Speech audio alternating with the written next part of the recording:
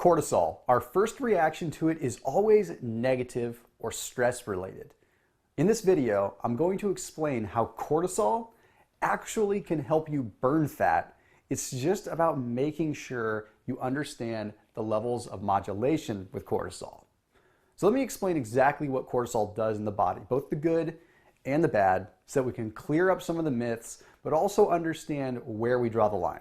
What cortisol is a steroid hormone that's produced by the adrenals.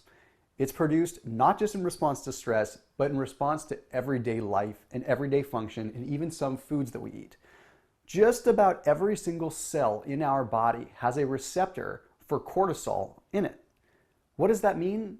That means that if cortisol levels are too high or too low, it affects our cells in just about every area of our body.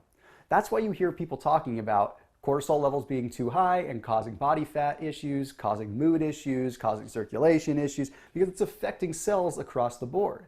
But the thing is, this day and age, we have to start paying attention to too little cortisol too. And here's a fact. If your cortisol levels are too high for too long, eventually it crashes and makes your overall cortisol levels too low. Still a problem. Here are some of the things that cortisol does in the body. It regulates your blood sugar. It can regulate your mood, regulates your metabolism, regulates your blood pressure, but it also plays a role in regulating the water and salt balance in your body. Have you ever noticed that when you're ultra stressed out, that you're holding more water than usual? Maybe you're bloated in the face, maybe you're bloated in the abdomen. Pretty normal as a result of stress. But too little cortisol can cause that problem too.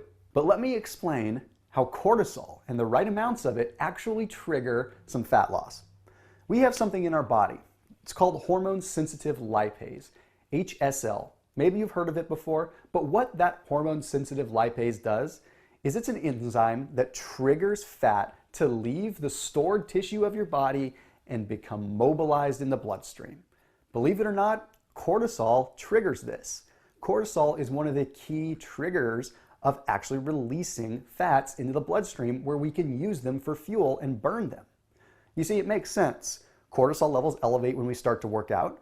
So of course, it's going to call on the fat stores to be released so that we have some energy. So then why are we constantly negating the effects of cortisol?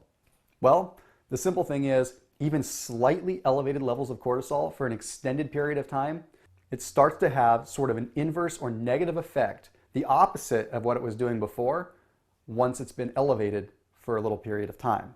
Here's some of the things that you can typically experience if you have a lot of cortisol flowing through your veins. And make sure that you listen carefully, because some of these or all of these might even apply to you. Excess weight gain, mood swings, anxiety, loss of libido, sleeplessness. Any of those sound familiar, or do all of them sound familiar? Now I want you to take a look at that and start thinking about when you may have started having some stressful times in your life and see if they all correlate. You see, sometimes it's not just the stress that's affecting our mind, it's the stress that's affecting our mind that's affecting our body that's really playing the key role. But what's crazy is too little cortisol has some pretty similar symptoms.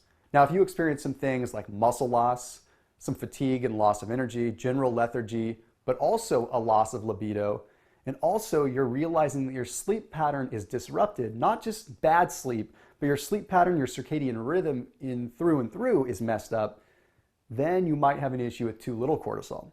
So you can see how it's hard to ascertain what the true issue is. A lot of us don't realize if we have too little or if we have too much.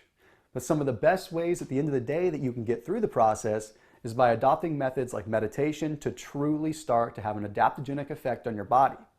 If meditation isn't your thing, you can't find the time, I suggest you try to find the time, but if you truly can't, start using something like ashwagandha or maca root as an adaptogen. Why? Because those adaptogens don't just lower cortisol. You know, we don't want to go down the road of just trying to lower cortisol, because then if we do lower cortisol and we're already too low, then we can't trigger that hormone-sensitive lipase to help us burn fat, and then we're back to square one and we feel like garbage. But what you do want to do is you want to modulate that. And adaptogens like ashwagandha and maca help all hormones balance out and find homeostasis. So that's going to be the first step. But this isn't really a pitch for ashwagandha or any kind of maca or adaptogen in general.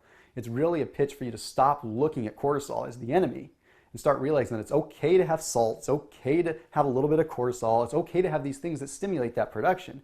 The thing is, by stressing about cortisol, you're creating more cortisol just from that stress. So at the end of the day, keep it locked in on your health and keep it locked in on these videos. And if you have any suggestions on video topics that you'd like to see or expanding in the world of cortisol, make sure you comment below, but also give this video a share. Make sure you're sharing it with your friends. And if you haven't already, click on that subscribe button just so that you can make sure you never miss one of my videos to cut through the noise of the internet, cut through the noise of all the bogus people out there on the intraweb.